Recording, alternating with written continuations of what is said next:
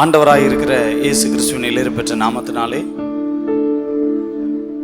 நம்முடைய திருச்சபையின் மக்கள் வீடுகளிலிருந்து இந்த ஞாயிற்றுக்கிழமை பரிசுத்த ஆராதனையிலே எங்களோடு இந்த நேரலையிலே இணைந்து கர்த்தரை ஆராதிக்க நீங்கள் ஆயத்தமாயிருக்கிறீர்கள். உங்களை நாங்கள் வாழ்த்துகிறோம். கர்த்தர் உங்களை ஆசீர்வதிப்பாராக. கர்த்தர் இந்த நல்ல ஆராதனை நமக்கு ஆசீர்வாதமாக்கி தரும்படியாக நாம் கண்களை மூடி ஜெபம் செய்வோம். அன்பின் நல்ல ஆண்டவரே, உம்மை நன்றியோடு துதிக்கிறோம்.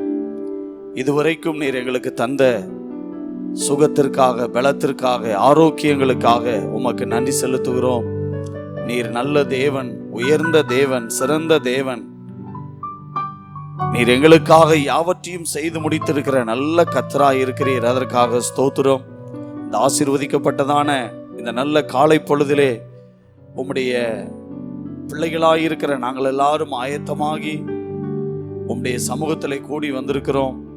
தொடர்ந்து இந்த நல்ல ஆராதனை நீர் எங்களுக்கு ஆசீர்வாதமாக்கி தரப்போகிறதற்காக ஸ்தோத்திரம். இதை கண்டு கொண்டிருக்கிற, இதில் இணைந்திருக்கிற ஒவ்வொரு ஆண்டவரே இந்த திருச்சபையின் மக்களை நாங்கள் வாழ்த்தி ஆசீர்வதிக்கிறோம். இன்றைக்கு தேவையான நல்ல மன்னாவை கர்த்தர் கொடுத்து அவர்களை ஆசீர்வதிக்க போகிறதற்காக நன்றி. இயேசுவின் நாமத்தில் பிதாவே, ஆமேன், ஆமேன். கர்த்தர் உங்களை ஆசீர்வதிப்பாராக.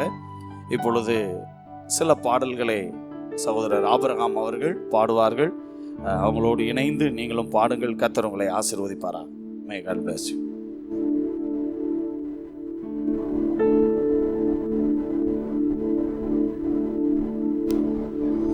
அல்லேலூயா.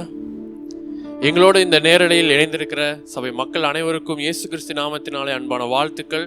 நம்ம ஒரு சில பாடல்களை பாடி நம்ம ஆண்டவரை நாம் துதிப்போம். நேரலையிலே உங்களை பார்ப்பதில் மிகவும் மகிழ்ச்சி. நாம் சபையாக ஒன்று கூடாவிட்டாலும் நம்ம நேரலையில் இணைந்திருக்கிறோம். ஆன்லைன் மூலமாக, யூடியூப் மூலமாக இணைந்திருக்கிறோம்.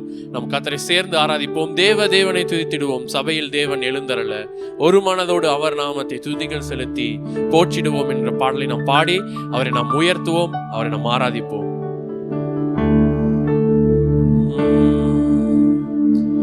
தேவனை துதித்திடுவோம்.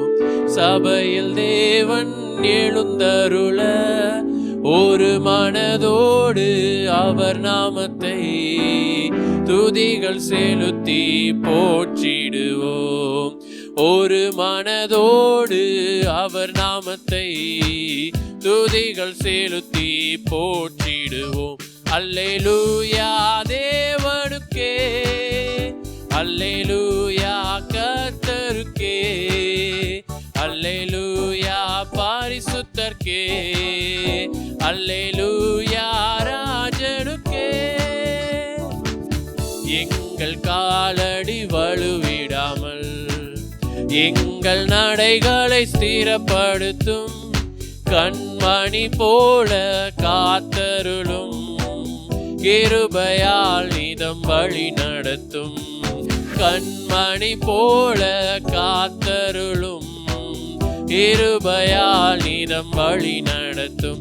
அல்லேலூயா தேவனுக்கே, அல்லேலூயா கர்த்தருக்கே, அல்லேலூயா பரிசுத்தர்க்கே, அல்லேலூயா ராஜனுக்கே.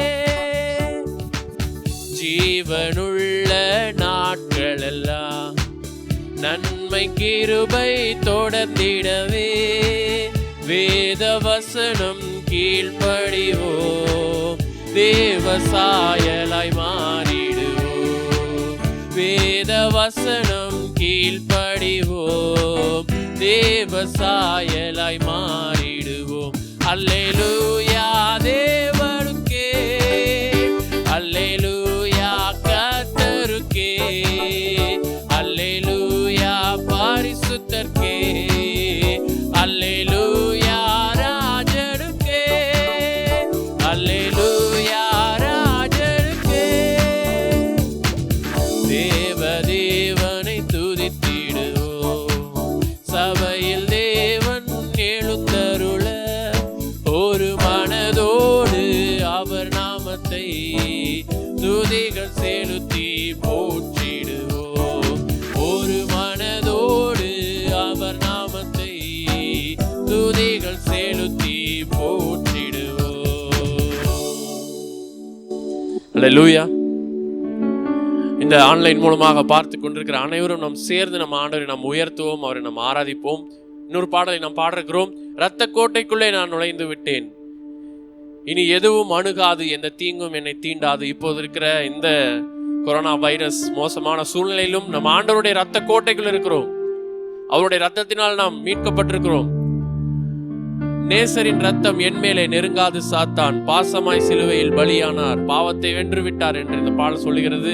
ஆண்டவருடைய ரத்தம் நம்மேலே, ஆண்டவருடைய ரத்த கோட்டைக்குள்ளே நாம் இருக்கிறோம். அன்று இஸ்ரவேல் மக்கள் அந்த சங்கார தூதன் கடந்து வருகையிலே ரத்தத்தை நிலைக்கால்களில் பூசி அவர்கள் எப்படி அந்த ரத்த கோட்டைக்குள் இருந்தார்களோ அதே போல நாமும் இந்த வேளையிலே நம் ஆண்டவருடைய ரத்த கோட்டைக்குள் இருக்கிறோம். நீங்கள் பயப்பட தேவையில்லை, கலங்க தேவையில்லை. இந்த பாடலை நாம் பாடுவோம். இரத்த கோட்டைக்குள்ளே நான் நுழைந்து விட்டேன், இனி எதுவும் அணுகாது, எந்த தீங்கும் தீண்டாது. இரத்த கோட்டைக்குள்ளே நான் நுழைந்து விட்டேன், இனி எதுவும் அணுகாது, எந்த தீங்கும் தீண்டாது. நேசரின் ரத்தம் என் மேலே நெருங்காது, சாத்தான் நேசரின் ரத்தம் என் மேலே நெருங்காது, சாத்தான் பாசமாய் சிலுவையில் பலியானா, பாவத்தை வென்று விட்டார். இயேசு பாசமாய் சிலுவையில் பலியானா, பிசாசை வென்று விட்டார். கோட்டைக்குள்ளே நான் நுழைந்து விட்டேன், இனி எதுவும் அணுகாது, எந்த தீங்கும் தீண்டாது. தேவனே ஒளியும் மீட்புமானா, யாருக்கு அஞ்சிடுவே? தேவனே ஒளியும் மீட்புமானா, யாருக்கு அஞ்சிடுவே? அவரே என் வாழ்வின் பலனானா, யாருக்கு பயப்படுவே? ஆமென்.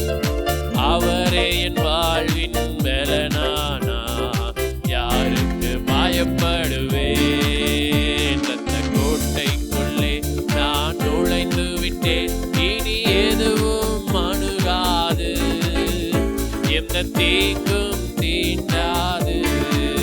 இரத்த கோட்டைக்குள்ளே நான் நுழைந்து விட்டேன், இனி எதுவும் அணுகாது, எந்த தீங்கும் தீண்டாது.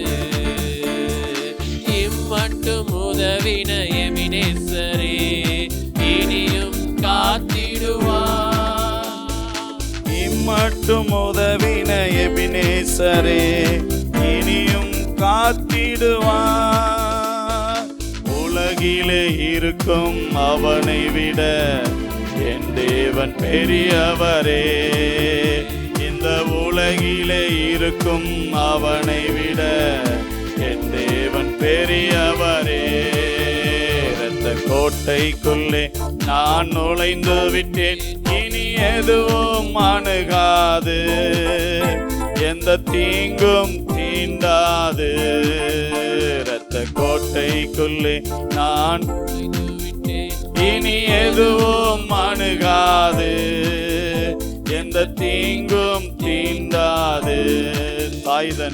தாய்தன் பிள்ளையை மறந்தாலோ மறவாத என் நேசரே. தாய்தன் பிள்ளையை மறந்தாலோ மறவாத என் நேசரே. ஆயனை போல நடத்துகிறே, அபிஷேகம் செய்கின்றே. என்னை ஆயனை போல நடத்துகிறே, அபிஷேகம் செய்கின்றே. இரத்த கோட்டைக்குள்ளே நான் நுழைந்து விட்டேன், இனி எதுவும் அணுகாது, எந்த தீங்கும் தீண்டாது. இரத்த கோட்டைக்குள்ளே நான் நுழைந்து விட்டேன், இனி எதுவும் அணுகாது, எந்த தீங்கும் தீண்டாது. அல்லேலூயா. அப்படியே நாம் கண்களை மூடி சில நிமிடங்கள் கர்த்தரை ஆராதனை செய்ய போறோம். அவர் நமக்கு பாராட்டின கிருபை பெரியது. எவ்வளவு அருமையாய் நம்மை நடத்தி வந்திருக்கிறார். எவ்வளவோ சூழ்நிலைகள், எவ்வளவோ காரியங்கள், ஆனாலும் அவர் நம்மை கைவிடுகிற தேவன் அல்ல. அவர் ஏகவா ராக்ஃபா, அவர் ஏகவா ஷம்மா, அவர் ஏகவா ரூவா, அவர் ஏகவா எலோகிம், சிருஷ்டிப்பின் தேவன், எல்லாவற்றையும் சிருஷ்டித்தவர். அப்படிப்பட்ட ஆண்டவரை கொஞ்ச நேரம் வாய்களை திறந்து நம்ம ஆண்டவரை ஸ்தோத்திரிப்போமா? இந்த நேரலையில் எங்களோடு கூட இந்த ஆராதனையில் இணைந்திருக்கிற நீங்கள் கண்களை மூடி வாய்களை திறந்து கர்த்தரை ஸ்தோத்திரிக்கலாம். கர்த்தருக்கு நன்றி பலிகளை ஏறெடுக்கலாம்.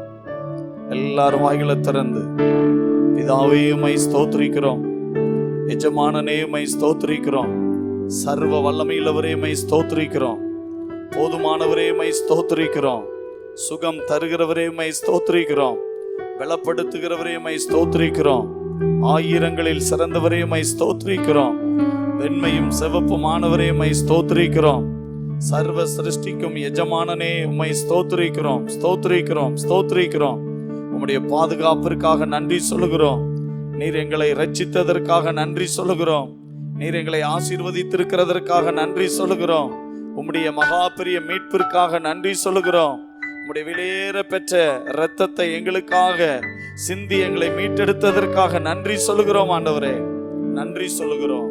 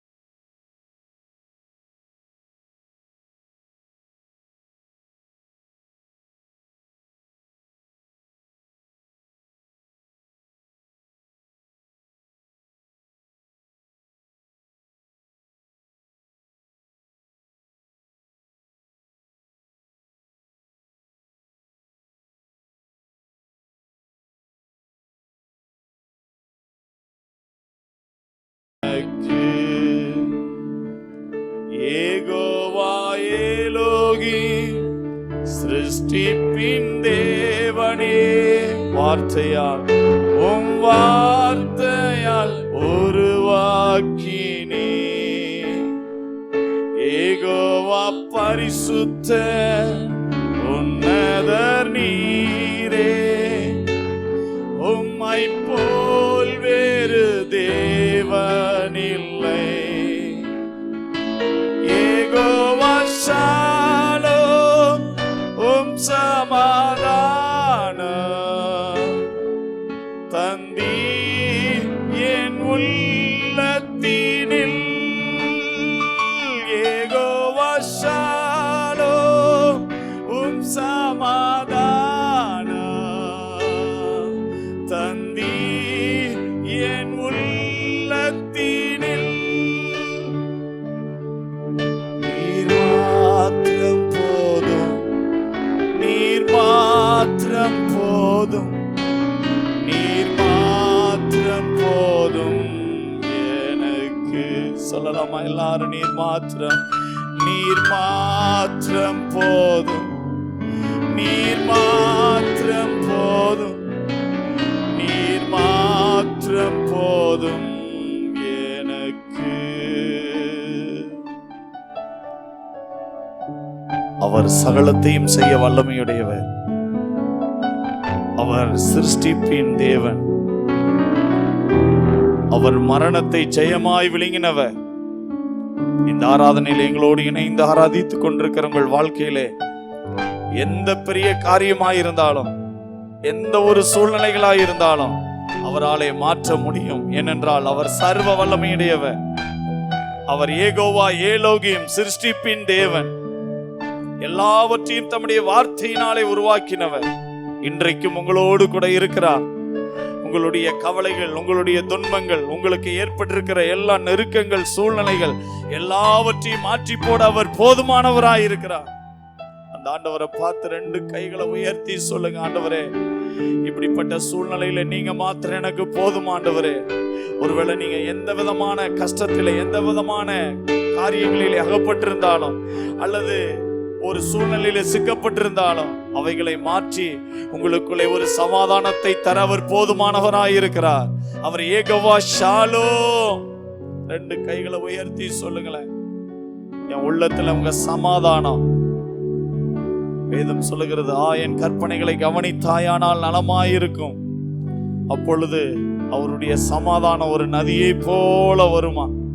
இன்னைக்கு அப்படிப்பட்ட ஒரு சமாதானத்தினால் உங்கள் உள்ளங்களை நிரப்புவாராக.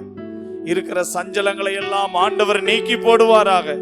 அந்த ஆண்டவரை கரங்களை உயர்த்தி சொல்லுங்க, மாத்திரம் போதும், நீர் மாத்திரம் போதும், நீர் மாத்திரம் போதும் எனக்கு. எல்லாரும் என்னோடு இணைந்து, நீர் மாத்திரம் போதும், நீர் மாத்திரம் போதும், நீர் மாத்திரம் போதும் எனக்கு. அவர் இருக்கிற எல்லா இடத்திலும் சமாதானம், அவர் வருகிற எல்லா இடத்திலும் விடுதலை. அவரிடத்தில் வேற்றுமையின் நிழல் ஒன்றுமே இல்லை. தம்மிடத்தில் வருகிற ஜனங்களை ஆசீர்வதிக்கிற தேவன். இன்றைக்கும் அவர் உங்களுக்கு போதுமானவராயிருந்து நடத்துவாராக. அவர் உங்களுக்கு உண்மையுள்ளவராயிருக்கிறார், இருந்து நடத்தி கொண்டிருக்கிறார், அப்படியே நடத்துவாராக. அன்பின் ஆண்டவரே, இந்த நல்ல ஆராதனையிலே நீர் மகிமைப்பட்டதற்காக ஸ்தோத்திரம். எல்லா துதியும் கனமும் மகிமையும் ஸ்தோத்திரங்களையும் உமக்கே ஏறெடுக்கிறோம். இயேசுவின் நாமத்தில் பிதாவே, ஆமென். அப்படி ஜெபத்திலே ஒரு 2 விஷயங்களுக்காக பொதுவான காரியம் எங்களோடு இணைந்து இந்த நேரலையிலே ஜெபிக்கும்படி உங்களை அன்போடு கேட்கிறோம். முடிந்தவர்கள் இருக்கிற இடத்துல வந்து முழங்கால் படியிடலாம், அல்லது முடியாதவர்கள் நீங்க இருந்தவாறே எங்களோடு இணைந்து இந்த நேரலையிலே ஜெபிக்கும்படி கேட்டுக்கொள்ளப்படுகிறீர்கள். இப்போ உலகம் முழுவதும் அச்சுறுத்தலை ஏற்படுத்தி பல பல நபர்கள் இந்த கொரோனா வைரஸ்னால இறந்துட்டாங்க. நம்ம எல்லாருக்கும் தெரிஞ்ச ஒண்ணுதான். நம்முடைய தேசத்திலும் 200க்கும் மேற்பட்டவர்கள் அஃபெக்ட் ஆகியிருக்காங்கன்னு சொல்றாங்க. WHO அதை பற்றிய காரியங்களை நிறைய சொல்லுது. இத்தாலியில நிறைய பேர் இறந்துட்டதாக சொல்றாங்க. இப்போ நம்ம ஜெபிக்க போறோம், அந்த கொரோனா வைரஸ் இனி யாரையும் தொற்றக்கூடாது. அதை தொற்றி இருக்கிறவர்களுக்கு பரிபூர்ண சுகத்தை ஆண்டவர் தரணும். சுகாதாரத்துறை ரொம்ப சிறப்பாக செயல்பட்டு கொண்டிருக்கிறது. எனவே நிறைய பேருக்கு ஆண்டவர் சுகத்தை தருகிறார். எனவே நம்ம எல்லாரும் இணைந்து ஜெபிக்க போறோம். அன்பின் ஆண்டவரே, எங்களோடு இணைந்து ஜெபிப்பீங்களா? ஆண்டவரே, இந்த கொரோனா வைரஸுக்காக ஜெபிக்கிறோம். ஆண்டவரே, இனி யாரையும், எந்த நாட்டில் உள்ளவர்களையும் அது தாக்கவே கூடாது. குறிப்பாக எங்க இந்தியாவுக்குள்ள அது வரவே கூடாது. ஆண்டவரே, ஆண்டவரே, எங்க இந்திய மக்களையெல்லாம் நீங்க பாதுகாத்து கொள்ளணும். ஆண்டவரே, அந்த வைரஸ்னால இனி எந்த சேதமும், உயிர் சேதம் வரவே கூடாது. ஆண்டவரே, ஆண்டவரே, அந்த வைரஸ், அந்த கொரோனாவை இயேசுவின் நாமத்தினாலே முற்றிலும் ஆண்டவரே அவைகளை அகற்றி போடுகிறோம். ஆண்டவரே, இனி அந்த கொள்ளை நோயானது, அந்த வாதையானது, அந்த நோயானது யாரையும் தொற்றாமல் ஆண்டவர் பாதுகாத்துக் கொள்ளுங்க. ஆண்டவரே, எங்களுடைய அரசாங்கம் எடுக்கிற ஒவ்வொரு முயற்சிக்காக உமக்கு நன்றி செலுத்துகிறோம். ஆண்டவரே, ஸ்தோத்திரம். ரொம்ப கேர் பண்ணி ஆண்டவரே எல்லா வட்டங்களிலும் இதற்காக ஆண்டவரே எடுக்கிற ஒவ்வொரு முயற்சிகளையும் கர்த்தர் ஆசீர்வதிப்பீராக. நீங்க அப்படியே செய்ய போகிறதற்காக நன்றி. அதே நேரத்திலே தேர்வு எழுதி முடித்திருக்கிற, எழுத போகிற எல்லா மாணவ மாணவிகளுக்காக ஸ்தோத்திரம். பொது தேர்வு எழுத போகிற எல்லாருக்காக நம்ம ஜெபிக்க போறோம். ஹல்லேலூயா. மெட்ரிக், அதே நேரத்தில் ஸ்டேட் போர்டு, இப்படி எல்லாமே எழுத போறாங்க. கர்த்தருடைய ஆசீர்வாதம் அவங்களோடு இருந்து அற்புதமாய் நடத்தணும். ஆமென். பப்ளிக் எக்ஸாம், பொது தேர்வை சிறப்பாக எழுதி முடிச்சிருக்கிறாங்க. இன்னும் எழுதி கொண்டிருக்கிறார்கள், இன்னும் எழுதிருக்கிறார்கள். சில எக்ஸாம்லாம் அடுத்த மாதம் 10th நடக்க போகுது. கர்த்தர் கூட இருந்து நடத்தும்படியாக எல்லாரும் சேர்ந்து ஜெபிப்போம். ஆண்டவரே, தேர்வு எழுத போகிற ஒவ்வொரு மாணவ மாணவியர்களுக்காக ஸ்தோத்திரம். ஆண்டவரே, இந்த காலகட்டத்திலே அவர்கள் சிறப்பாக பயின்று சிறப்பாக அவர்கள் எக்ஸாமை எதிர்கொள்ள ஞானங்களை தாரும். உடலிலே நல்ல ஆரோக்கியங்களை தாரும். தொடர்ந்து உங்க ஞானத்தினால் அவர்களை நிரப்புங்க. ஆண்டவரே, சிறப்பாக எல்லாவற்றையும் செய்ய கிருபை தாரும் என்று கேட்கிறோம்.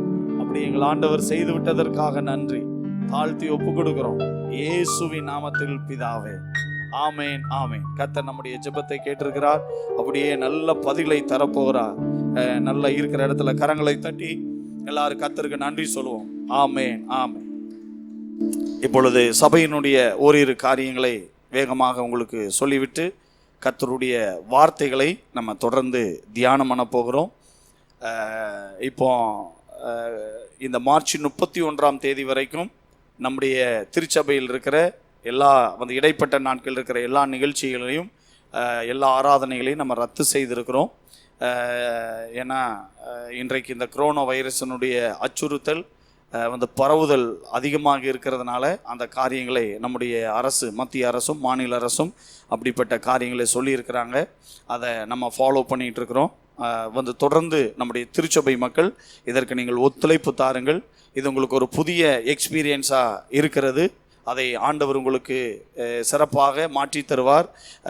தொடர்ந்து இதில் நீங்கள் இந்த மாதிரி ஆன்லைன் சர்வீஸில் நீங்கள் பங்கு பெற்று கர்த்தருடைய காரியங்களை, ஆசீர்வாதங்களை பெற்றுக்கொள்ளும்படி உங்களை அன்போடு கேட்கிறோம்.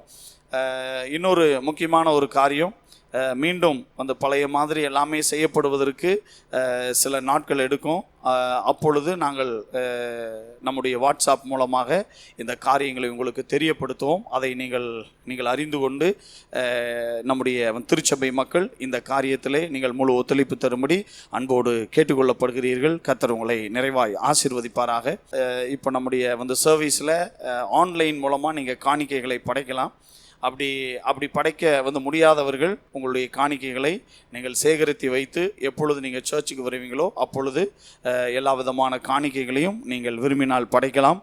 கர்த்தர் அதற்குரிய ஆசீர்வாதங்களை உங்களுக்கு நிறைவாய் தந்தருள்வார் என்பதிலே சந்தேகமில்லை. கர்த்தர் உங்களை ஆசீர்வதிப்பாராக. மீண்டும் இந்த நேரலையிலே உங்களோடு இந்த ஆராதனையிலே நாங்கள் சந்திப்பதிலே பெரிய மகிழ்ச்சி அடைகிறோம். நம்முடைய திருச்சபை மக்கள் எல்லாரையும் நான் வாழ்த்துகிறேன். நீங்கள் உற்சாகமாக இந்த நேரலையிலே நேரடியாக எங்களோடு இருப்பதை பார்த்து நாங்கள் ரொம்ப சந்தோஷம் அடைகிறோம். இதை பிறருக்கும் சொல்லுங்கள். யாரெல்லாம் விரும்புகிறாங்களோ அவங்களும் இதை பார்க்கட்டும். கர்த்தர் நம்மை ஆசீர்வதிப்பாராக. இந்த நாள் நம்முடைய தியானத்திற்காக ஒரு வேத பகுதியிலிருந்து உங்களோடு நான் பேச விரும்புகிறேன். கர்த்தர் நம்மை ஆசீர்வதிப்பாராக. நம்முடைய தியானத்திற்காக 1 தெசலோனிக்கேயருக்கு எழுதின நிருபம், அப்போஸ்தலனாகிய பவுல் தெசலோனிக்கேயருக்கு எழுதின நிருபம், 1வது நிருபம் 1வது அதிகாரம், அதிலே 1 முதல் 7 வசனத்தை வாசிக்க கேட்போம். 1 Thessalonians chapter 1 words 1 to 7 வாசிக்க கேட்போம். பவுலும் தீமோத்தேயும் தேவனுக்குள்ளும் பிதாவாகிய தேவனுக்குள்ளும் கர்த்தராகிய இயேசுவுக்குள்ளும் இருக்கிற தெசலோனிக்கேயர் சபைக்கு எழுதுகிறதாவது, நம்முடைய பிதாவாகிய தேவனாலும் கர்த்தராகிய இயேசு கிறிஸ்துவினாலும் உங்களுக்கு கிருபையும் சமாதானமும் உண்டாவதாக.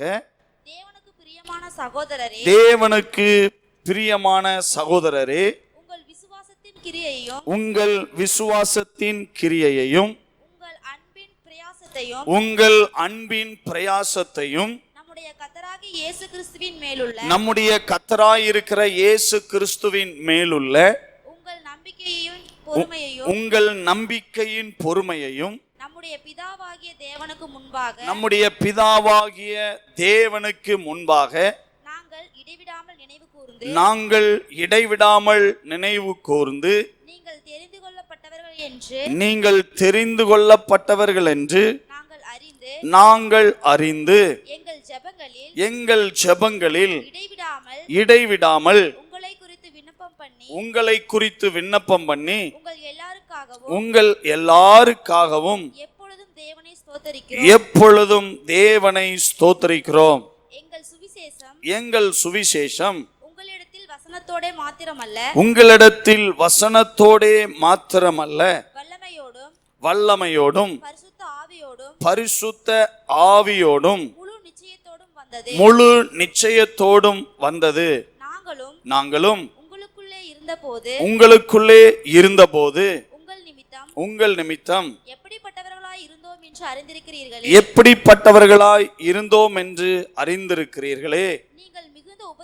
நீங்கள் மிகுந்த உபத்திரவத்திலே பரிசுத்த ஆவியின் சந்தோஷத்தோடு திருவசனத்தை ஏற்றுக்கொண்டு எங்களையும் கர்த்தரையும் பின்பற்றுகிறவர்களாகி இவ்விதமாய் மக்கத்தோனியாவிலும் அகாயாவிலும் உள்ள விசுவாசிகள் யாவருக்கும் மாதிரிகளானீர்கள். ஒரு அல்லேலூயா சொல்லுங்களேன். ஆண்டவராய் இருக்கிற இயேசு கிறிஸ்துவின் விலையேறப்பெற்ற நாமத்தினாலே இந்த நேரலையிலே ஆண்டவருடைய வார்த்தையை கேட்டுக்கொண்டிருக்கிற நம்முடைய திருச்சபை மக்களுக்கு எங்களுடைய அன்பின் வாழ்த்துக்களை தெரிவித்துக் கொள்கிறோம். இந்த வேத பகுதியிலே இருந்து சில சத்தியங்களை இந்த நல்ல காலை பொழுதிலே நாம் கற்றுக்கொள்ள இருக்கிறோம். நம்முடைய தேவன் அருளி இருக்கிற வேதமானது அது மகத்துவம் உள்ளது, அது நம்மை பலப்படுத்தக்கூடியது, அது நம்மை எல்லா நாட்களிலும் நமக்கு ஒரு ஆலோசனைகளாக, நமக்கு ஆதரவாக, ஆறுதலாக இருக்கக்கூடியது என்பதை நாம் அறிந்திருக்கிறோம். இன்றைக்கு இந்த வேத பகுதிக்கு தெசலோனிக்கே சபையின் சிறப்பு என்கிற தலைப்பிலே நான் போதிக்க விரும்புகிறேன். இந்த பகுதியிலே நீங்கள் வாசித்து பார்ப்பீர்கள் என்றால் இந்த சபையினுடைய 7 விதமான சிறப்புகள் இங்கே இருக்கிறது. அப்போஸ்தலனாகிய பவுல் 2வது மிஷனரி பயணத்தின் போது இந்த பட்டணத்திற்கு சென்று அந்த சபையை நிறுவினதாக வேத வல்லுநர்கள் சொல்றாங்க. இது எழுதப்பட்ட காலம் கிபி 51. இந்த தெசலோனிக்கே பட்டணத்திற்கு சில முக்கியத்துவம் இருந்தது. இது ஒரு துறைமுக பட்டணம். மக்கத்தோனியாவினுடைய கேபிட்டல் சிட்டி, தலைநகரம் தான் இந்த தெசலோனிக்கே.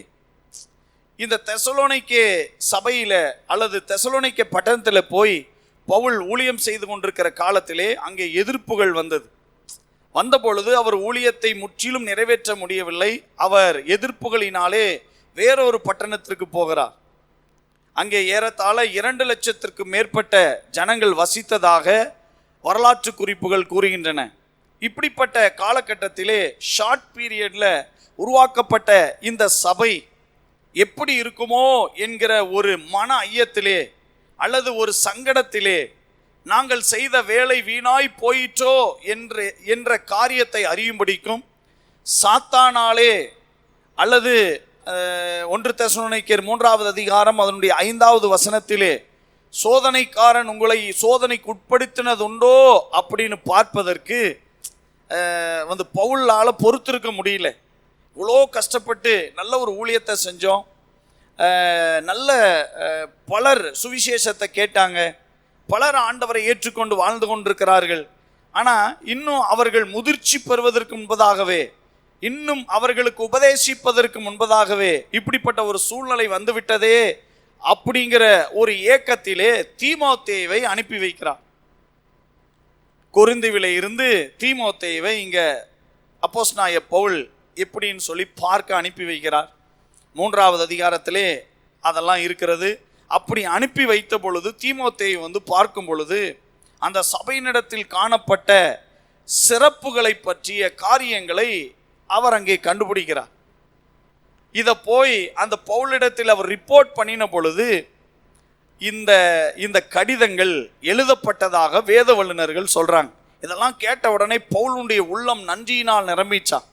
நன்றி நிறைந்த உள்ளத்தோடு ஜெப சிந்தையோடு இந்த கடிதத்தை அந்த சபையாருக்கு எழுதினதாக வேத வல்லுநர்கள் கூறுகிறார்கள்.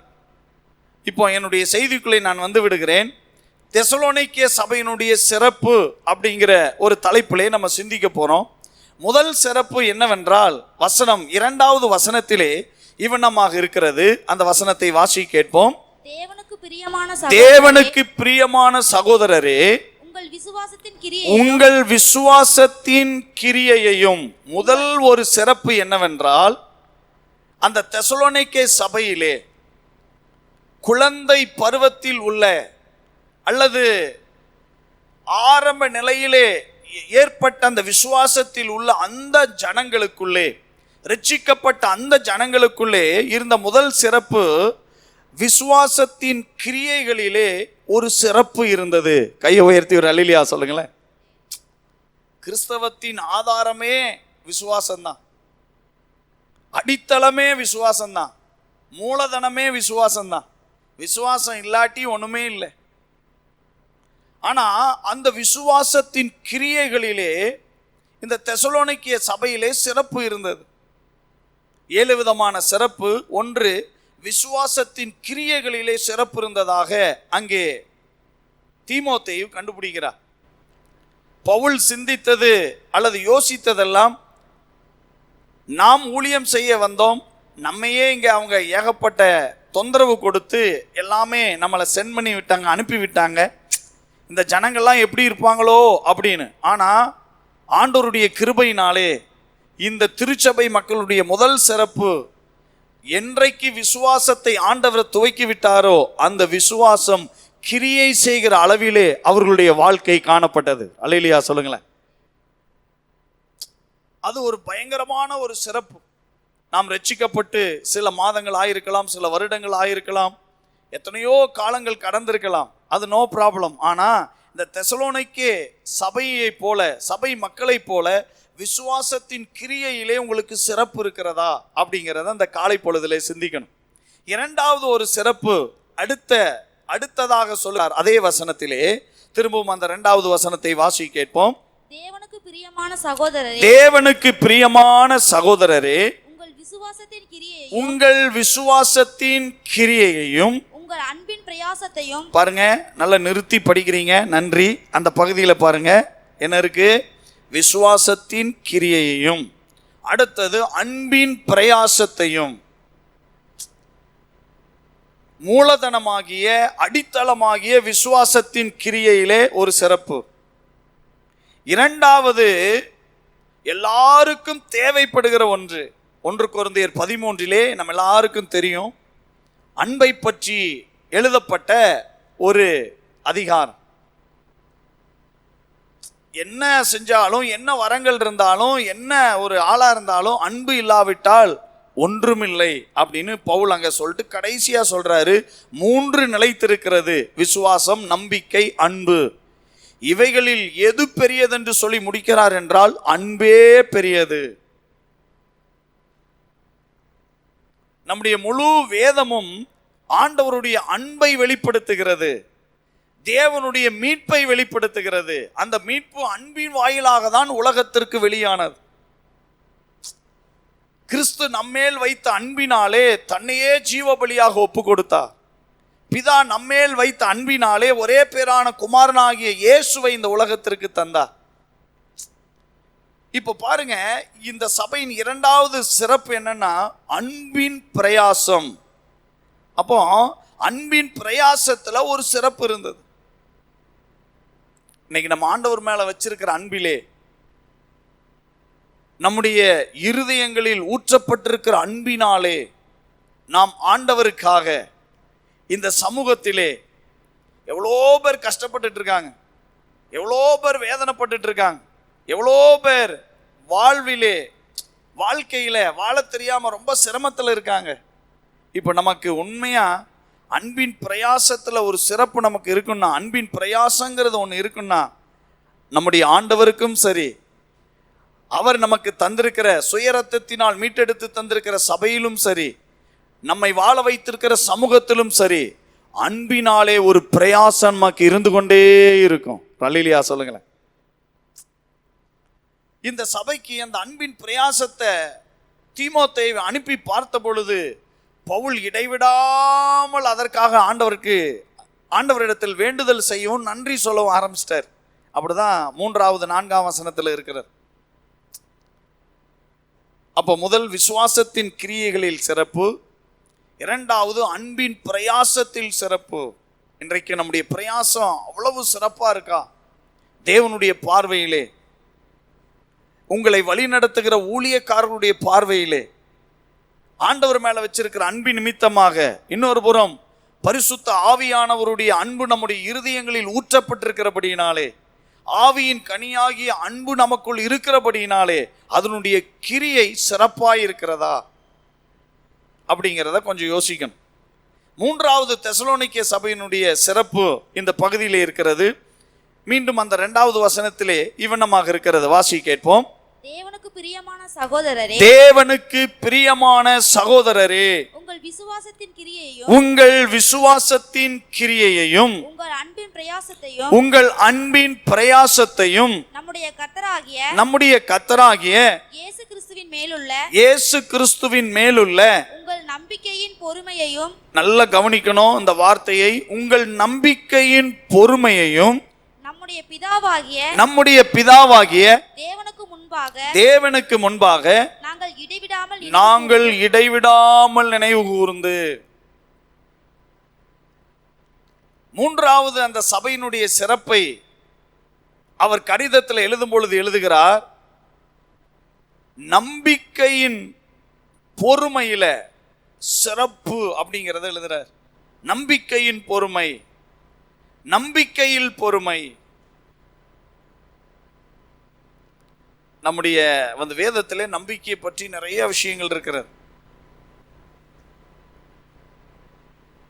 யோபு சொல்றாரு, அவர் என்னை கொன்று போட்டாலும் அவர் மேல நம்பிக்கையா இருப்பேன். யோபுவின் பொறுமையை குறித்து கேள்விப்பட்டிருக்கிறீர்களே. இப்போ ஆண்டவர் மேல வச்சிருக்கிற ஒரு நம்பிக்கை, அந்த நம்பிக்கையிலே பொறுமை. பொதுவா இந்த சபைக்கு உபத்திரவங்கள், பிரச்சனைகள் அதிகமாக இருந்த பொழுது அவர்களுக்குள்ளே இருக்கிற சிறப்பை பற்றி நம்ம சிந்தித்து கொண்டிருக்கிறோம். நம்மெல்லாம் தேவனுடைய பிள்ளைகள். பல உபத்திரவங்கள், பல பாடுகள் வழியாக தான் நம்ம பயணித்து கொண்டிருக்கிறோம். வாழ்க்கையின் ஒவ்வொரு பகுதியும் அப்படிதான் போயிட்டு இருக்கு எல்லாருக்கும்.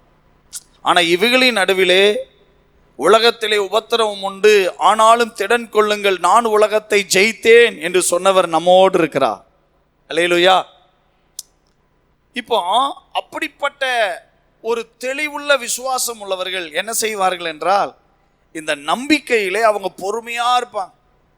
எது நடந்தாலும், என்ன வந்தாலும், எந்த சூழ்நிலைக்குள்ளே அவங்க போனாலும், எந்த விதமான காரியங்கள் அவங்களுக்கு எதிராய் காணப்பட்டாலும், அவர்கள் விரும்புவது கிடைத்தாலும் கிடைக்காவிட்டாலும், அவர்களுடைய சூழ்நிலைகள் சாதகமாக இருந்தாலும் பாதகமாக இருந்தாலும், இந்த நம்பிக்கை உடையவர்கள் நம்பிக்கையில் பொறுமையாயிருப்பார்கள்.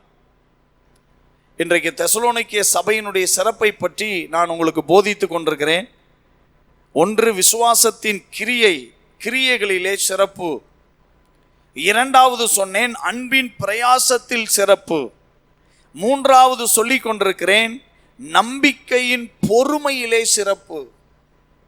இன்னைக்கு நம்முடைய நம்பிக்கை எப்படிப்பட்டதா இருக்கிறது? நம்முடைய நம்பிக்கை யார் மேலே இருக்கிறது? ஆனால் இந்த ஜனங்களுடைய இந்த சபை மக்களுடைய நம்பிக்கையெல்லாம் ஆண்டவர் மேலேயே இருந்துச்சு. அந்த நம்பிக்கையின் பொறுமையோடு அவர்கள் இருந்தார்கள். நம்முடைய வேதத்தில் ஆபிரகாம் எல்லாருக்கும் தெரியும். ரோமாபுரி சபைக்கு பவுல் எழுதும் பொழுது ஆபிரகாமை மையப்படுத்தி ஒரு குறிப்பிட்ட அதிகாரத்தில் எல்லாமே சொல்றார். அதுல நம்பிக்கையோடே அவன் விசுவாசித்தான், கர்த்தர் அதை அவனுக்கு நீதியாக எண்ணினார். என்ன பண்ணினார்?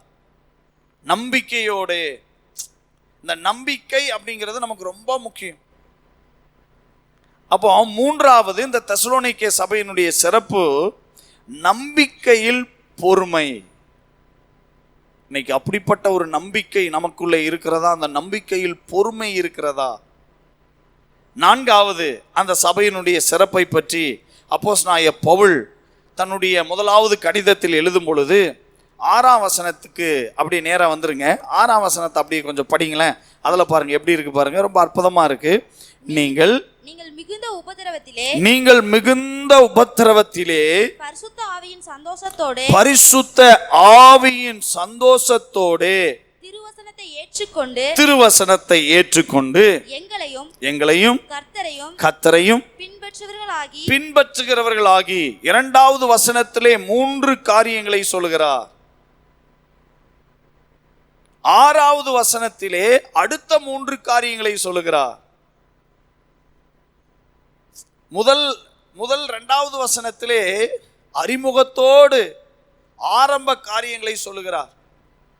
6வது வசனத்திலே ஒரு உபத்திரவமான நேரத்திலே அந்த வசனம் அப்படிதான் துவங்குகிறது. நீங்கள் மிகுந்த உபத்திரவத்திலே உங்களுக்குள்ள என்னெல்லாம் இருந்தது அப்படிங்கிறத எழுதுறார். அப்ப 4வது, அந்த தெசலோனிக்கே சபையினுடைய சிறப்பை பற்றி பவுல் கடிதம் எழுதும் பொழுது 4வது குறிப்பாக என்ன எழுதுகிறார் என்றால், பரிசுத்த ஆவியானவருடைய சந்தோஷத்திலே அவங்களுக்கு ஒரு சிறப்பு இருந்துச்சு. பரிசுத்த ஆவியானவரின் சந்தோஷம். நம்ம எல்லாருக்குள்ளேயும் பரிசுத்த ஆவியானவர் இருக்கிறார். பரிசுத்த ஆவியானவராலே நாம் நடத்தப்பட வேண்டியவர்களாய் இருக்கிறோம். பரிசுத்த ஆவியானவருடைய அனுக்கிரகம் நம்மிடத்திலே ஆண்டவர் கொடுத்திருக்கிறார். அவருடைய வரங்கள், அவருடைய கனிகள் எல்லாமே நமக்குள்ள இருக்க வேண்டும். பொதுவா இந்த பரிசுத்த ஆவியானவரை பற்றி நிறைய பேருக்கு தெளிவும் இல்லை. 3 நிலையில பரிசுத்த ஆவியானவரை நம்ம பார்க்கணும். With us, in us, out from us. நமக்குள் இருக்கிறது, நம்மோடு இருக்கிறது, நமக்குள் இருக்கிறது, நமக்குள் இருந்து வெளியில. ஆமாம், சிலர்லாம் முதல் லிஸ்ட்லேயே தான் இருப்பாங்க. அவர் என்னோட தான் இருக்கிறாரு, அது வாக்குத்தத்தம் பண்ணப்பட்டவர். சிலர் இது கூட தெரியாமல் பரிசுத்த ஆவியானவரை தாருன்னு கேட்பாங்க. அவர் வாக்குத்தத்தம் பண்ணப்பட்டவர், அவர் உள்ள இருக்கிறார். இது சொல்லாமல் ரட்சிக்கப்பட்ட உடனே அவர் வந்துடுவார். ஆனால் அவரோடு கூட சேர்ந்து, அவரோடு இணைந்து நடத்தப்படுகிறது இன்னொரு அனுபவம். அப்படி நடத்தப்பட்டாதான் இந்த தெசலோனிக்கே சபைக்கு ஒரு சந்தோஷம், பரிசுத்த ஆவியானவரால் ஒரு சந்தோஷம் கிடைச்ச மாதிரி கிடைக்கும். எப்போ? உபத்திரவமான நேரத்தில். எந்த விதமான உபத்திரவம்? மிகுந்த உபத்திரவம். அப்படின்னா சொல்லிக்க முடியாத அளவுக்கு. சிலர்லாம் நினைக்கிறாங்க உபத்திரவமே கிடையாது, இந்த உலகத்தில் பாடே கிடையாது, ஆண்டவர்கிட்ட வந்துட்டு எல்லாம் நல்லா இருக்கலாம். உண்மைதான். ஆனால் இந்த உலகத்தில் வாழும் வரைக்கும் சில உபத்திரவங்கள்னு நமக்கு இருக்கு, பாடுகள்னு சிலது இருக்கு. நமக்கு அது குடும்பத்தில் இருக்கு, சமூகத்தில் இருக்கு. ஆனால் அவைகளின் நடுவிலும் நமக்கு தந்தரில் இருக்கிற பரிசுத்த ஆவியானவராலே நம்ம முற்றிலும் ஜெயம் கொள்ள முடியும். ஒரு ஆமென் சொல்லுங்களேன். அப்போ 4வது அந்த சபையை பற்றிய ஒரு சிறப்பை பவுல் எழுதும் பொழுது, மிகுந்த உபத்திரவத்திலே பரிசுத்த ஆவியின் சந்தோஷத்தோடே என்று எழுதுகிறார். அப்ப 4வது அந்த சபையினுடைய சிறப்பு என்னன்னா, உபத்திரவத்தில் கூட பரிசுத்த ஆவியின் சந்தோஷத்தோடே அவர்கள் இருந்தார்கள். ஆமென் சொல்லுங்களேன். இன்னைக்கு நிறைய பேருக்கு உபத்திரவம், நிந்தனை அல்லது கஷ்டம், போராட்டம், ஒரு சூழ்நிலை அப்படின்னு வந்தா பரிசுத்த ஆவியானவர் இருக்கிறாராங்கிற மாதிரி கேள்வி கூட வந்துருது. ஆனால் இந்த சபைக்கு அப்படி இல்லை. பவுல் அன்றைக்கு போய் ஊழியம் செய்து உருவாக்கின அந்த தெசலோனிக்கே சபை மக்கள் அப்படி அல்ல. அவர்கள் எப்படி இருந்தார்கள் என்றால், மிகுந்த உபத்திரவம் இருந்தாலும் பரிசுத்த ஆவியானவரின் சந்தோஷத்தோடே வாழ்ந்தார்கள். இயேசுவின் நாமத்தினால சொல்றேன், ஒருவேளை சில உபத்திரவத்தினாலே நீங்கள் சோர்ந்து போய் இதை பார்த்து கொண்டிருக்கலாம். சில உபத்திரவங்கள் உங்களுக்கு தேவையில்லாமல் வந்து உங்கள் மனதை மிகவும் வேதனைப்படுத்தி கொண்டிருக்கலாம். அதனால நீங்க ரொம்ப சோர்ந்து போய் அதனால எதையும் செய்ய முடியாம நீங்க அதையே நினைத்து கலங்கி கொண்டு இந்த காரியங்களை இந்த நேரலையில இப்பொழுது எங்களோடு நீங்க அதை பார்த்து கொண்டிருக்கலாம். உங்களுக்கு இயேசுவின் நாமத்தினாலே தீர்க்கமா சொல்றேன், இந்த தெசலோனிக்கிய சபை மக்களுக்குள்ளே இருந்தது போல பரிசுத்த ஆவியானவராலே உண்டாகிற சந்தோஷத்தை அவர் இன்றைக்கு தந்தருளுவாராக. அப்போ நான்காவது ஒரு சிறப்பு பரிசுத்த ஆவியானவருடைய சந்தோஷத்தின் சிறப்பு. அந்த சந்தோஷம் அவங்களுக்குள்ள இருந்துட்டே இருந்தது. ஒரு ரட்சிக்கப்பட்ட தேவ பிள்ளை எப்பவுமே சந்தோஷமா இருக்கணும். இதான் பவுல் எழுதுறாரு, சந்தோஷமாயிருங்கள், சந்தோஷமாயிருங்கள், சந்தோஷமாயிருங்கள், சந்தோஷமாயிருங்கள் அப்படின்னு மறுபடியும் உங்களுக்கு சொல்லுகிறேங்கிற. Rejoice in the Lord always. கர்த்தருக்குள் எப்போதும் சந்தோஷமாயிருங்கள். சந்தோஷம் சும்மா வராது, அந்த நமக்குள் அருளப்பட்டிருக்கிற பரிசுத்த ஆவியானவர் மூலமா வரும். ஏன்னா அவர் சகல சத்தியத்துக்குள்ளேயும் நடத்துறவர், அவர் நம்ம சரிப்படுத்துறவர், அவர் நம்மளை உணர்த்துறவர், அவர் நமக்கு தேவையான வார்த்தைகளை தருகிறவர், சரியா, நமக்கு தேவையான விடுதலைகளை எல்லாம் தருகிறவர், எல்லாவற்றிலும் மேற்கொள்ள முற்றிலும் ஜெயம் கொள்ள உதவி செய்கிறவர். அப்போ இந்த சபைக்கு வந்த மகா உபத்திரவத்திலே இந்த சபையினுடைய சிறப்பு என்னன்னா பரிசுத்த ஆவியானவருடைய சந்தோஷத்தில் நிறைந்து காணப்பட்டது. ராமையன் சொல்லுங்களேன். இன்றைக்கு பரிசுத்த ஆவியானவருடைய சந்தோஷம் இல்லாமல் நீங்கள் ஏதோ கிறிஸ்தவ வாழ்க்கை வாழ்கிறேன், ஏதோ சர்ச்சுக்கு போகிறேன், என்னடா இப்படியெல்லாம் நடக்குது உலகத்தில், நானும் இப்படி இருக்கிறேன், இன்னும் முன்னேற்றம் இல்லையே, இன்னும் இந்த பிரச்சனையை மாறலையே, ஏன் நான் இப்படி இருக்கிறேன், ஏன்டா பிறந்தேன், ஏன்டா வாழ்ந்துட்டு இருக்கிறேன், எல்லாமே சிக்கலாக இருக்குது அப்படின்னு நீங்கள் யோசிக்கிறீங்களா? இன்னைக்கு ஆண்டவர் சொல்கிறாரு, பரிசுத்த ஆவியினால் உண்டாகிற சந்தோஷத்தை உனக்கு கட்டளையிட போகிறார். ஐந்தாவதாக அந்த சபையின் சிறப்பு பாருங்க. பவுல் அடிகளார் எழுதும் பொழுது ரொம்ப மிகுந்த சிறப்பு அந்த பகுதியை குறிப்பிடுகிறார். 6ஆம் வசனத்தினுடைய அடுத்த பகுதியிலே திருவசனத்தை ஏற்றுக்கொண்டு இந்த சபை மக்கள் புதிய கிறிஸ்தவர்கள் தான், குறைந்த அனுபவம் உள்ளவர்கள் தான். அப்புறம் அவங்கள சரியா வழி நடத்துறதுக்கு அப்போ அந்த பீரியட்ல கொஞ்ச நாள் ஆள் இல்லை. ஆனா ஆண்டவரை நான் துதிக்கிறேன். அந்த சபையினுடைய சிறப்பு பாருங்க. இந்த 6ஆம் வசனத்தின் அடுத்த பகுதியின்படி என்ன செஞ்சாங்கன்னா திருவசனத்தை என்ன செஞ்சாங்களாம், ஏற்றுக்கொண்டவர்களாக இருந்தார்கள். இதெல்லாம் அந்த சபையினுடைய சிறப்பு. திருவசனத்தை ஏற்றுக்கொண்டவர்களாய் காணப்பட்டார்கள். திருவசனா வேதாகம வார்த்தைகளை, நம்முடைய வேதாகமத்தில் நிறைய இருக்கு. வாக்கு தத்தங்கள் இருக்கிறது, ஆலோசனைகள் இருக்கிறது, எச்சரிப்புகள் இருக்கிறது, அப்புறம் தீர்க்க தரிசனங்கள் இருக்கிறது, எல்லாமே இதுக்குள்ள இருக்கு. இந்த வசனத்தை ஏற்றுக்கொண்டவர்களாய் காணப்பட்டார்கள். விசுவாசத்தின் கிரியைகளோடு காணப்பட்டார்கள், அன்பின் பிரயாசத்தோடு காணப்பட்டார்கள். அப்புறம் சொன்னேன் நம்பிக்கையின் பொறுமையோடு காணப்பட்டார்கள். 4வது சொன்னேன் பரிசுத்த ஆவியானவருடைய சந்தோஷத்தோடு காணப்பட்டார்கள். இதெல்லாம் சிறப்பு, அந்த சர்ச்சினுடைய சிறப்பு. 5வது திருவசனத்தை ஏற்றுக்கொள்கிறவர்களாய் காணப்பட்டார்கள். இது ரொம்ப முக்கியம். இன்னைக்கு வார்த்தை தான் எல்லாமே, வார்த்தையில தான் ஆண்டவர் எல்லாமே வச்சிருக்கார். இந்த வேதாகமம் சட்ட புத்தகம், வெற்றியின் புத்தகம். இந்த வார்த்தையை அவர் அனுப்புனாருன்னா அது சும்மாலாம் திரும்ப வராது. என்ன செய்யும்? அவர் என்ன செய்ய விரும்பி அனுப்பி விடுறாரோ அதை செஞ்சுட்டு தான் திரும்ப வரும். சும்மா வர்ற வார்த்தை அல்ல. ராமையன் சொல்லுங்களேன். அதனால தான் இந்த சபை மக்கள் இந்த வசனத்தை அப்படியே ஏற்றுக்கொள்கிறவர்களாய் காணப்பட்டார்கள். இன்னைக்கு நம்மலாம் எப்படி இருக்கிறோன்னு கொஞ்சம் யோசிக்கணும். ரட்சிக்கப்பட்டு சில ஆண்டுகளாக இருக்கலாம், ஆண்டவரை 2-3 தலைமுறையாய் நாம் அறிந்திருக்கலாம், அவருடைய வார்த்தைகளை கேட்கிறவர்களாக, வாசிக்கிறவர்களாக, தியானிக்கிறவர்களாக அனுதினமும் இருக்கலாம். ஆனால் அந்த வசனத்தை ஏற்றுக்கொள்கிற ஒரு பழக்கம் நமக்கு இருக்கா?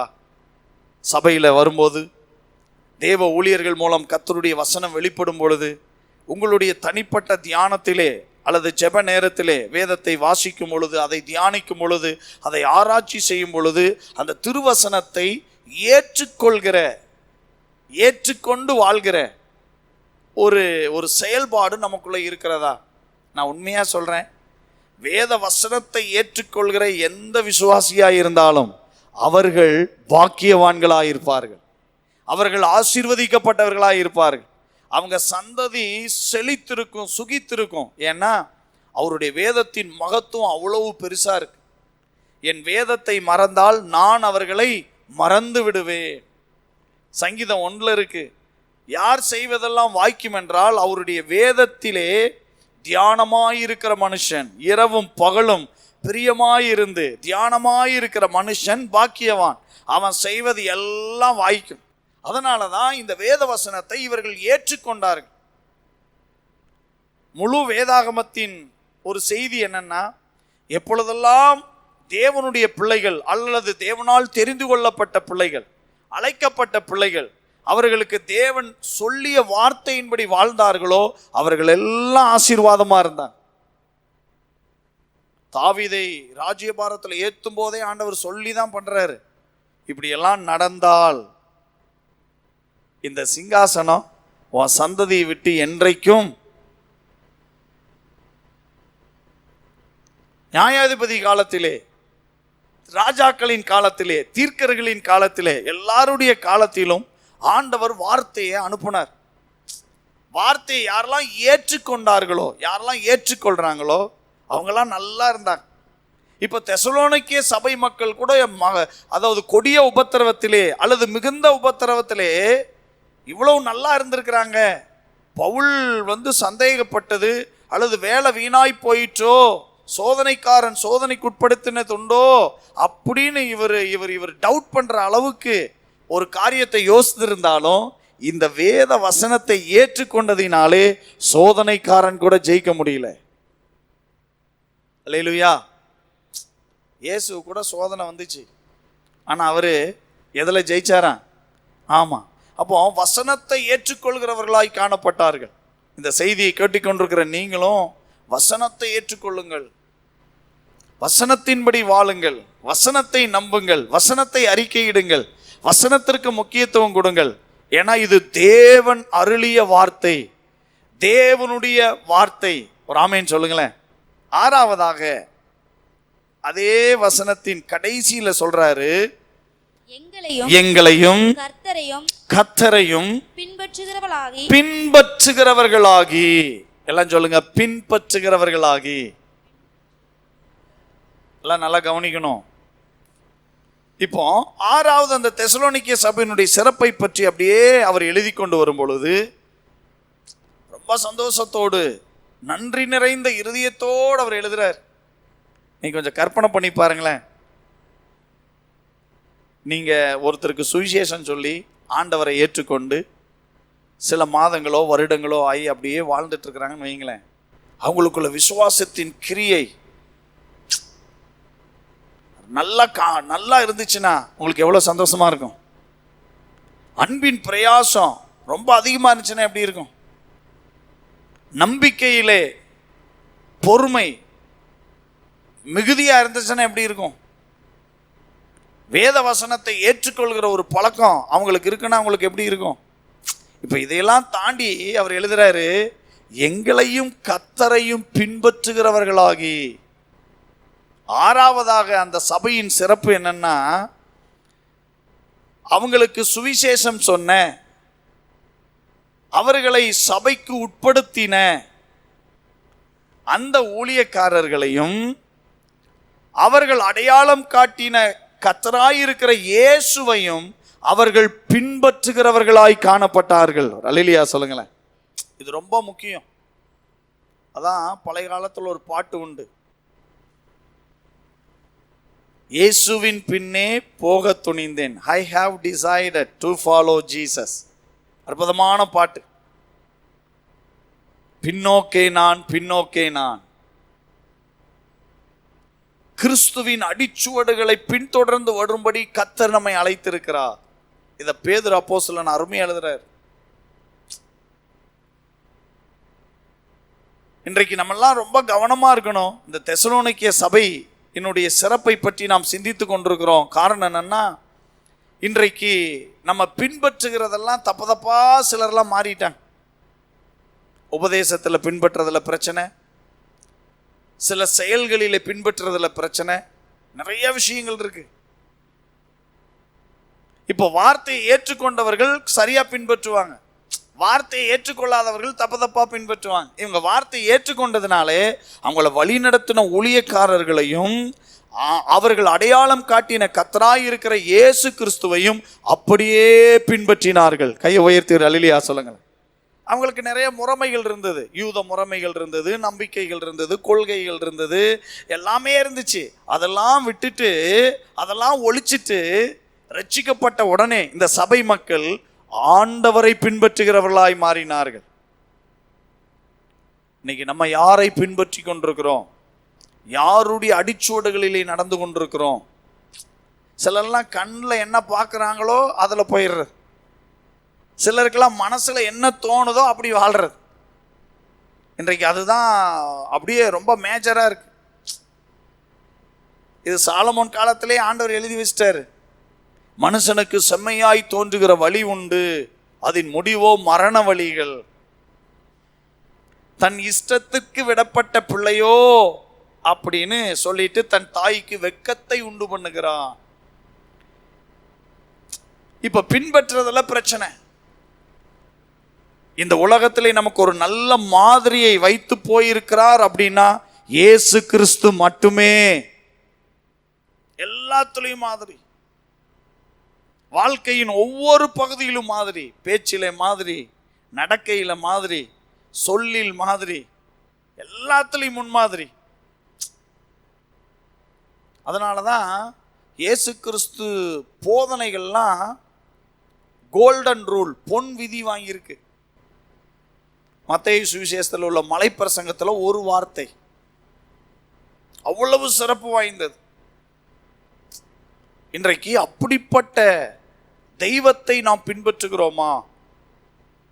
அப்படிப்பட்ட நமக்காக ஜீவனையே கொடுத்து நம்மேல் அன்பு வச்சு, நம்ம பாவியாய் துரோகிகளாய் எப்படியோ ஒரு காலத்தில் இருந்தோம், ஆனால் நம்மை தெரிந்து கொண்ட பிற்பாடு இன்றைக்கு அவரை பின்பற்றுகிறோமா? இந்த சபை மக்கள் அதுக்கு முன்னாடி எப்படியோ இருந்தாங்க, ஆனா ரட்சிக்கப்பட்ட பிற்பாடு ஆண்டவரை மட்டுமே பின்பற்றுகிறவர்களாய் மாறினார்கள். அல்லேலூயா சொல்லுங்களேன். அது பவுலுக்கு ரொம்ப சந்தோஷம். எங்களுக்கு ட்ரபிள் கொடுத்த, பிரச்சனையை கொடுத்த, அதெல்லாம் அவங்களுக்கு தாண்டி ஆறுதல் வந்துட்டு. அப்படிதான் சொல்றாரு, எங்களுக்கு வந்த இடுக்கண்களிலே வந்த உபத்திரவத்திலே நாங்கள் ஆறுதல் அடைஞ்சோம் ஐயா. ஏன்னா நீங்க வாழ்ந்த விதம் அப்படி, கிறிஸ்துவை பின்பற்றினீங்க, எங்களை பின்பற்றினீங்க. ஒரு ஆமென் சொல்லுங்களேன். இன்னைக்கு நாம் யாரை பின்பற்றி கொண்டிருக்கிறோம்? யாரை நமக்கு ரோல் மாடலா வச்சிருக்கோம்? இன்னைக்கு கிறிஸ்தவ உலகத்தில் ஒரு பெரிய பிரச்சனை என்னன்னா, சிலர்லாம் சில ஊழியக்காரர்களை பின்பற்றுறது இல்லை. நாம் பின்பற்ற வேண்டிய ஒரே ஒரு நபர் கர்த்தராய் இருக்கிற இயேசு கிறிஸ்து. அவர் மாதிரியே பேசுவாங்க, அவர் மாதிரியே பாடணும்னு நினைப்பாங்க, அவர் மாதிரியே ஆகணும்னு நினைப்பாங்க. நான் சொல்லுவேன், அவரு தான், நீங்க தான். இந்த சபை மக்களுக்காக மீண்டும் கர்த்தரை துதிக்கிறேன். இவங்களுடைய சிறப்பு, 6வது சிறப்பு, அருமையான சிறப்பு என்னன்னா, கர்த்தராயிருக்கிற இயேசு கிறிஸ்துவை பின்பற்றுகிறவர்களாய் காணப்பட்டார்கள். கடைசியாக 7வது வசனத்திலே இவனமாக இருக்கிறது, தெசலோனிக்கேயா பட்டணத்தில் உள்ள சபையின் மக்களுடைய சிறப்பு என்ன அப்படின்னு அவர் சொல்றாரு பாருங்க. இப்ப ஃபைனல்ல எழுதுறாரு, இவ்விதமாய் மக்கேதோனியாவிலும் அகாயாவிலும் உள்ள விசுவாசிகள் யாவருக்கும் மாதிரிகளானீர்கள். கையை உயர்த்தி அல்லேலூயா சொல்லுங்களேன். ரொம்ப ஃபேண்டாஸ்டிக். விசுவாசத்தின் கிரியோடு காணப்பட்டார்கள், அன்பின் பிரயாசத்தோடு வாழ்ந்தார்கள், காணப்பட்டார்கள். 3வது சொன்னேன், நம்பிக்கையின் பொறுமையோடு காணப்பட்டார்னா வாழ்ந்தாங்க. 4வது சொன்னேன், மிக முக்கியமான ஒரு விஷயம், பரிசுத்த ஆவியானவருடைய சந்தோஷத்தோடு காணப்பட்டாங்க, அப்படியே வாழ்ந்தாங்க. இதெல்லாம் ரொம்ப நல்ல எக்ஸ்பீரியன்ஸ். 5வது சொன்னேன், வசனத்தை ஏற்றுக்கொண்டு வாழ்ந்தார்கள். 6வது சொன்னேன், கர்த்தராயிருக்கிற இயேசுவை பின்பற்றுகிறவர்களாய் வாழ்ந்தார்கள். கடைசியாக நிறைவாக என்ன அப்படின்னா, விசுவாசிகள் யாவருக்கும் மாதிரியாய் வாழ்ந்தார்கள். 2 பட்டணத்தின் பேர் கூட அங்க இருக்கு. அகாயா, மக்கதோனியா. நீங்கள் மேப்பில் பாருங்கள், பவுலுடைய மிஷனரி ஜேர்னியில் பார்த்தீங்கன்னா இந்த தெசலோனிக்கே எங்கே இருக்கும்? மக்கதோனியா மேலே இருக்கும், அகாயா இந்த பக்கம் இருக்கும். அப்படி அவர்கள் வாழ்ந்தார்கள். அதனால தான் தெசலோனிக்கே சபையினுடைய சிறப்பை பற்றி நான் உங்களுக்கு போதித்து வருகிறேன். அதிலே கடைசியாக முக்கியமான ஒரு விஷயம் என்னன்னா, விசுவாசிகள் எல்லாருக்கும் அவங்க எப்படி இருந்தாங்களா? மாதிரியாய் வாழ்ந்தார்கள். இதை இன்னும் கொஞ்சம் கூடுதலாக பவுல் தொடர்ந்துள்ள வசனத்திலே விளக்கி எழுதுறாரு பாருங்க. 8ஆம் வசனத்திலே எப்படி எண்ணில்னு ஆரம்பிக்கிறார். அப்படின்னு ஆரம்பிச்சு சொல்றாரு பாருங்க. அதையும் வாசித்துருவோம். வசனம் 8, 1 தெசலோனிக்கேயர் 1:8. உங்களிடத்திலிருந்து கர்த்தருடைய வசனம் மக்கதோனியாவிலும் அகாயாவிலும் தொனித்ததும் அல்லாமல் நாங்கள் அதை குறித்து ஒன்றும் சொல்ல வேண்டியதா இராதபடிக்கு தேவனை பற்றின உங்கள் விசுவாசம் எங்கும் பிரசித்தமாயிற்று. கையை உயர்த்தி அல்லேலூயா சொல்லுங்களேன். இதான் மாதிரி. கடைசியா இந்த தெசலோனிக்கே சபையினுடைய சிறப்பு என்னன்னா, விசுவாசிகள் எல்லாருக்கும் எங்கெல்லாம் இருக்கிறாங்களோ, ஊழியர்கள் ஒண்ணுமே சொல்ல வேண்டியதில்லை, அவங்க அப்படி மாதிரியாய் வாழ்ந்தார்கள். இவங்க வாழ்க்கை எங்கும் பிரசித்தமாயிற்று. தெசலோனிக்கே பட்டணத்தில் ரட்சிக்கப்பட்ட சபையாகிய எல்லா விசுவாசிகளும் ஒருத்தர் தவறாம எல்லாரும் எப்படி இருந்தாங்கன்னா மாதிரியாய் இருந்தார்கள். இன்னைக்கு நாம் ஒரு முன்மாதிரி உள்ள ஒரு வாழ்க்கை வாழ்கிறோமா? முன்மாதிரி உள்ள விசுவாச வாழ்க்கையோடு காணப்படுகிறோமா? இது ரொம்ப முக்கியம். அதாவது சிலர்லாம் என்ன நினைக்கிறாங்கன்னா, வாழ்க்கைக்கும் விசுவாசத்திற்கும் சம்பந்தம் இல்லைன்னு நினைக்கிறாங்க. அது தவறு. விசுவாசம் அப்படின்னு வந்துட்டாவே வாழ்க்கையோட சம்பந்தப்பட்டது தான் விசுவாசம்.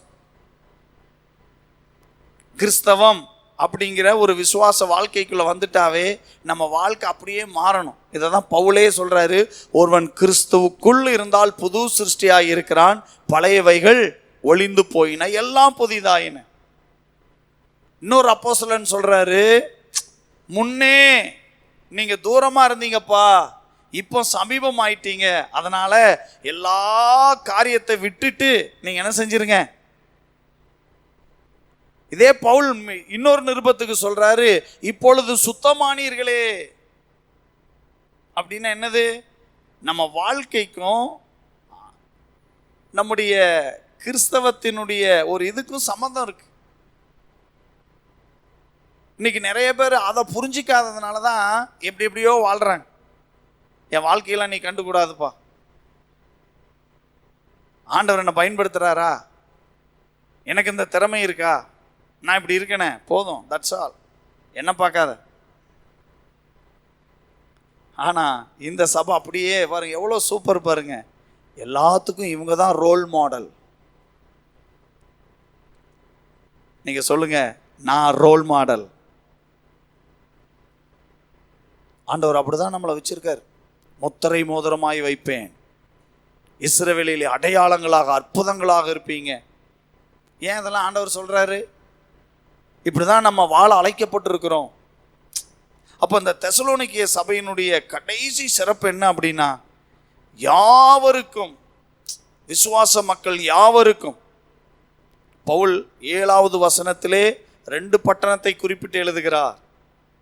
அடுத்த வசனத்திலே விளக்கத்தோடு எழுதுகிறார். சரிங்களா? அந்த அடுத்த வசனத்தில் எழுதும்போது தான், நாங்கள் ஒன்றுமே சொல்ல வேண்டியதா இராதபடிக்கு தேவனை பற்றிய உங்கள் விசுவாசமானது எங்கும், எல்லாம் சொல்லுங்க, எங்கும், எல்லா இடத்துலையும் பிரசித்தமாயிடுச்சு. அப்போ கடைசியா இந்த சபையினுடைய சிறப்பு என்ன அப்படின்னா, எல்லாருக்கும், விசுவாசிகள், மற்ற ஜனங்கள் எல்லாருக்கும் ஒரு மாதிரியாய் வாழ்கிறவர்களாய் காணப்பட்டாங்க. முன்மாதிரியான ஒரு லைஃப், ஒரு மாடல் லைஃப். மாடர்ன் லைஃப் இல்லை, மாடல் லைஃப். இன்னைக்கு மாடர்ன் லைஃப்ல எல்லாமே வந்துடுது. ஆனால் மாடல் லைஃப்ல வேதம் அங்கீகரிக்கிறது மட்டுமே வரும்.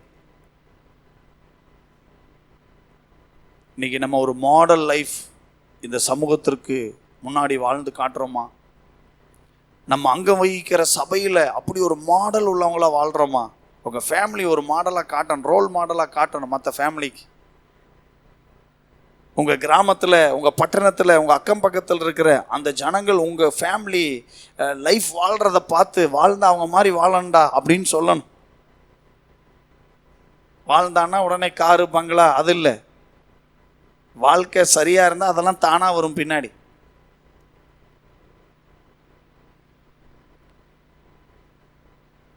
அதுதான் நித்திய ஆசீர்வாதம், அதுதான் நிரந்தரமானது. அதை தான் தேவன் நம்மிடத்தில் எதிர்பார்க்கிறார். இதை தான் மலைப்பிரசங்கத்தில் சொல்றார், நீங்கள் உலகத்திற்கு உப்பாய் இருக்கிறீர்கள், வெளிச்சமாய் இருக்கிறீர்கள். மலையின் மேல இருக்கிற பட்டணம் மறைந்திருக்க மாட்டாது. ஏன் இதெல்லாம் சொன்னார்னா இதான்.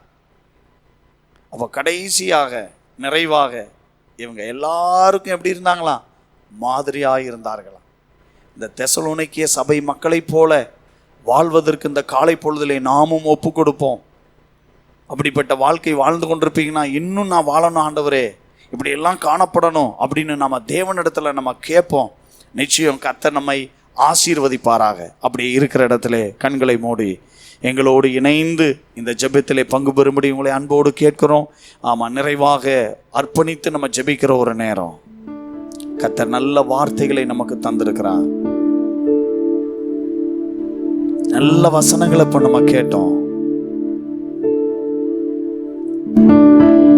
தெசலோனிக்கேய சபையினுடைய சிறப்பை தியானித்தோம். விசுவாசத்தின் கிரியை, அன்பின் பிரயாசம், நம்பிக்கையின் பொறுமை, பரிசுத்த ஆவியானவருடைய சந்தோஷம், வசனத்தை ஏற்றுக்கொள்ளுதல், கர்த்தராயிருக்கிற இயேசுவை பின்பற்றுதல், கடைசியா முன்மாதிரியான வாழ்க்கை. இன்னைக்கு நமக்கு எப்படி இருக்குன்னு கொஞ்சம் யோசித்து பாருங்க.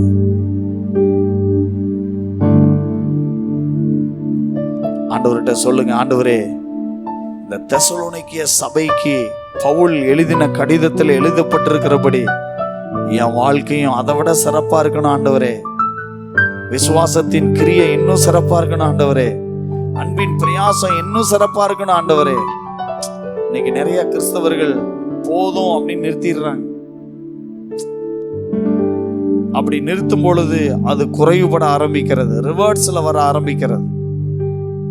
ஆனா இன்னும் இயேசுவானவரை பற்றி லூக்கா 2:52 சொல்லுகிறது, அவருடைய மாறுத்திரம் பேசுறதெல்லாம் சமூக மக்கள் ஆச்சரியப்பட்டார்கள். சமூக மக்கள் பிரமித்தார்கள், பெற்றோர்கள் ஆச்சரியப்படுறாங்க. அவரை பற்றி பைபிள் சொல்லுது, ஞானத்திலும் அறிவிலும் தேவ கிருபையிலும் மனித தயவிலும் அதிகமாய் விருத்தி அடைந்தார். நம்ம டெவலப்ல போயிட்டே இருக்கணும், ஃப்ரண்ட்ல போயிட்டே இருக்கணும். இன்னைக்கு உண்மை ஆண்டவரை சமூகத்துல ஒப்பு கொடுத்து, ஆண்டவரே, இந்த தெசலோனிக்கேய சபை மக்களை போல நானும் வாழைனை ஒப்பு கொடுக்கிறேன், நானும் வாழைனை அர்ப்பணிக்கிறேன். எவ்வளவு பேர் சொல்ல முடியும்? வாய்களை திறந்து கர்த்தரிடத்துல அப்படியே ஜெபிக்க ஆரம்பிக்கலாமே. நீங்களே ஜெபிக்க ஆரம்பிங்க. ஹல்லேலூயா, ஹல்லேலூயா, ஹல்லேலூயா. கர்த்தருடைய ஆவியானவர் நம்மோடு கூட பேசி இருக்கிறார், எல்லாரோடு இடைப்பட்டு இருக்கிறார். ஆமே, நீ சோர்ந்து போயிருக்கிறாயோ, ஐயோ என்னால இப்படி எல்லாம் இருக்க முடியல அப்படின்னு நீ ஃபீல் பண்ணாத. கர்த்தருடைய ஆவியானவர் உங்களுக்கு பலன் தர உண்மையுள்ளவராயிருக்கிறார்.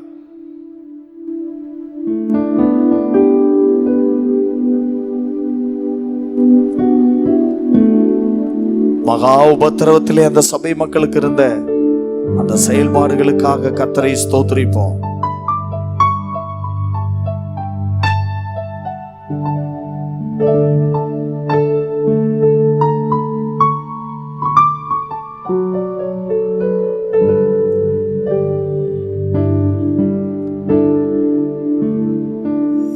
எனக்காக மரித்தாரே, என் பாவம் சுமந்தாரே,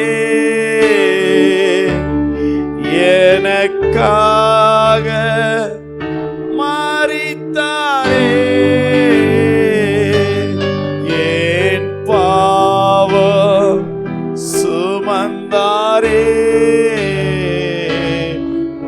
ஒரு தாய் தேற்றுவது போ என் நேசர் தேற்றுவா. ஒரு தாய் தேற்றுவது போ என் நேசர் தேற்றுவா. ஹல்லேலூயா ஹல்லேலூயா ஹல்லேலூயா ஹல்லேலூயா ஹல்லேலூயா ஹல்லேலூயா ஹல்லேலூயா ஹல்லேலூயா. அன்பின் பிதாவே, எங்களுக்கு கற்றுக் கொடுத்த நல்ல வார்த்தைகளுக்காக ஸ்தோத்திரம். எங்களுடைய விசுவாசத்தின் கிரியைகளை, அன்பின் பிரயாசங்களை, நம்பிக்கையின் பொறுமைகளை, பரிசுத்த ஆவியினால் உண்டாகிற சந்தோஷத்தை, வசனத்தை ஏற்றுக்கொள்கிற காரியங்களை, உம்மை பின்பற்றுகிற காரியங்களில், ஒரு முன்மாதிரியான வாழ்க்கை வாழ்கிற விஷயத்தில் நாங்கள் அந்த தெசலோனிக்கே சபை மக்களை போல இருக்க ஒப்பு கொடுக்கிறோம். தொடர்ந்து நீர் எங்களை ஆசீர்வதியும். இந்த நல் வார்த்தையின்படியே ஆண்டவரே எங்களை எல்லாரையும் அர்ப்பணிக்கிறோம். எங்க சபையை சேர்ந்த ஆன்லைன்ல இப்ப பார்த்து கொண்டிருக்கிற ஆண்டவரே ஒவ்வொருவரையும் நாங்க அப்படியே ஆசீர்வதிக்கிறோம். ஆண்டவரே, வரும் நாட்களிலே அவர்கள் தேறினவர்களாய், கர்த்தருடைய நாமத்திற்கு மகிமையுள்ளவர்களாய், கர்த்தரை விளங்க பண்ணுகிறவர்களாய் ஆண்டவரே அவர்களை நீங்க ஆசீர்வதிக்க வேண்டும் என்று கேட்கிறோம். ஆண்டவரே, இதுவரைக்கும் இருந்தது போல அல்ல, இனி அவர்கள் ஆண்டவரே ஒரு நல்ல புருஷத்துவத்திற்குரிய ஒரு வளர்ச்சி ஆண்டவரே அவர்களுக்குள்ளே உண்டாயிருப்பதாக. ஹல்லேலூயா ஹல்லேலூயா ஹல்லேலூயா. ஆண்டவர் அப்படியே செய்ய போகிறதற்காய் நன்றி. அதற்கு இந்த சத்தியங்களை எல்லாம் பின்பற்றி ஜெயமெடுக்க கேட்கிறோம். தாழ்த்தி ஒப்பு கொடுக்கிறோம். எங்களுடைய நேரலையிலே இதிலே பங்கு பெற்ற எல்லாரையும் ஆசீர்வதிக்கிறோம். தேவையோடு இருக்கிறவர்களுடைய தேவை இயேசுவின் நாமத்தில் சந்திக்கப்படுவதாக. யாரெல்லாம் ஆண்டவர் இந்த நேரலையிலே ரொம்ப கஷ்டத்தோடு, மிகுந்த வியாகுலத்தோடு, சஞ்சலத்தோடு இருக்கிறார்களோ, இயேசுவின் நாமத்தினாலே அவர்கள் சஞ்சலங்கள், தவிப்புகள் எல்லாம் ஓடி போவதாக. சந்தோஷம், மகிழ்ச்சி உண்டாவதாக. ஆண்டவரே, நீங்க அப்படியே செய்ய போகிறதற்காக நன்றி. மகிமையான காரியங்களை செய்யும். தொடர்ந்து உங்க நாமத்திற்கு மகிமைகளை ஆண்டவரே நாங்கள் ஏறெடுக்கிறோம். அப்படியே செய்து விட்டதற்காக நன்றி. இயேசுவின் நாமத்தில் பிதாவே, ஆமேன் ஆமேன். என் ஆத்துமாவே கர்த்தரை ஸ்தோத்திரி, முழு உள்ளமே அவருடைய பரிசுத்த நாமத்தை ஸ்தோத்திரி. என் ஆத்துமாவே கர்த்தரை ஸ்தோத்திரி, கர்த்தர் செய்த சகல உபகாரங்களையும் மறவாதே.